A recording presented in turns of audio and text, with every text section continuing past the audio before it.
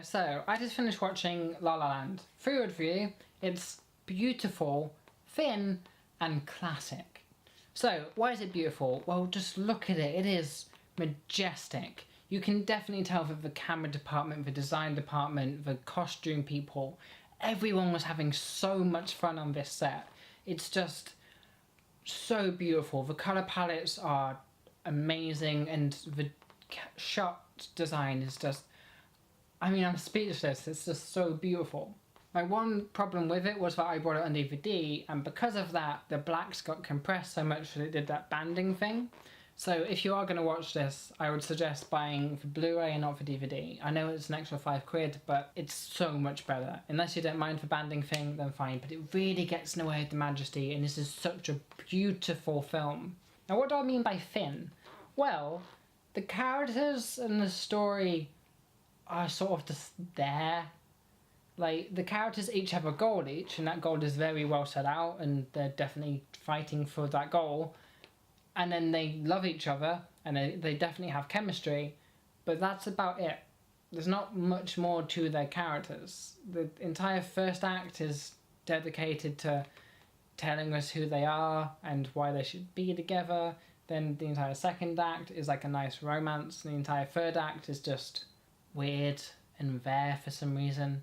Ugh. Now, that's not me saying anything about the actors. Like, the actors' performances were fine. They were great. They definitely had chemistry on screen. But I do feel that they could have been played by any two people who could dance and looked nice. Like, it didn't need to be Emma Stone and Ryan Gosling. The only reason you would want those names attached to it is because they're names, and that would get you money. Another reason for so thin is the music. Like, the music was so good and just brilliant, and every single set piece was so brilliantly produced that it just sort of took away from the story. Almost like it was, they wrote a bunch of nice songs, made a bunch of really nice music videos, and then thought, oh, let's string these together with some story that we came up with in an afternoon. Yeah, I don't know. Anyway, let's go on to why it's classic, because I feel like I'm shitting on it too much.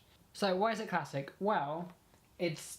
just watch it. I mean, if you know anything about cinema history, you'll watch this film and then will literally think, oh, well, that's Singing in the Rain. Oh, that's this musical. Oh, that's My Fair Lady. And just see all these shots are literally ripped from the films and then put into this film. It is almost like this film edited together a bunch of classic Hollywood musicals and then inserted different songs and a nicer colour palette. Yeah, I mean, it actually took away from the story. Like, I would just occasionally get sucked out of the film and think, oh, that's this musical. Okay, now I can go back into the film. And that happened too many times. Like, I wasn't invested in this film. I was invested in looking at all the homages and thinking, oh, like, I know that. I get that reference. Oh, that's cool. I don't think this film stands very well by itself. I think it is a mediocre story at best, and that the characters are kind of dull. But the visuals are brilliant and the story is great, and if you just love a romantic comedy or a romantic musical, then watch this film. So, conclusion. What is my conclusion?